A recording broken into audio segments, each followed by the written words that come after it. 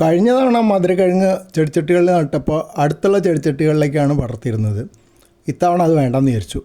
മുകളിലേക്ക് പടർത്താം. ആദ്യം drip irrigation പൈപ്പിൻ്റെ മുകളിലേക്ക് പടർത്തി, പിന്നെ ഇതാ ഒരു മുന്തിരി ശിഖരം പ്രൂൺ ചെയ്തെടുത്ത് അവിടെ വെച്ചെടുത്തു. അതിലേക്ക് വളരട്ടെ, എന്നിട്ട് അത് മതിലിൻ്റെ മുകളിലേക്ക് കയറട്ടെ. അപ്പോൾ ഈ ശിഖരം പ്രൂൺ ചെയ്തതിന് രണ്ട് കാര്യമുണ്ട്. പ്രൂണിങ് മുന്തിരിക്ക് അത്യാവശ്യമുള്ളൊരു കാര്യമാണ്. രണ്ടാമത് ഈ ശിഖരം ഈ വലിയ ചെടിച്ചട്ടിയിലാണ് നട്ടിരിക്കുന്നത്, 23 ഇഞ്ച് ചെടിച്ചട്ടി. ചിലപ്പോൾ ഭാഗ്യമുണ്ടെങ്കിൽ അത് മുളച്ച് വരും. അപ്പോൾ അതിലൊരു മുന്തിരിവള്ളി ചെടിയും കൂടെ കിട്ടും. അങ്ങനെ രണ്ട് കാര്യങ്ങളാണ് അതിന് ഉദ്ദേശം. പിന്നെ കഴിഞ്ഞ തവണ മധുരക്കിഴങ്ങ് വലിയ ചെടിച്ചട്ടികളിൽ 5-6 അടുപ്പിച്ച് പടർത്തി. എല്ലാറ്റിലും വേരുണ്ടായി.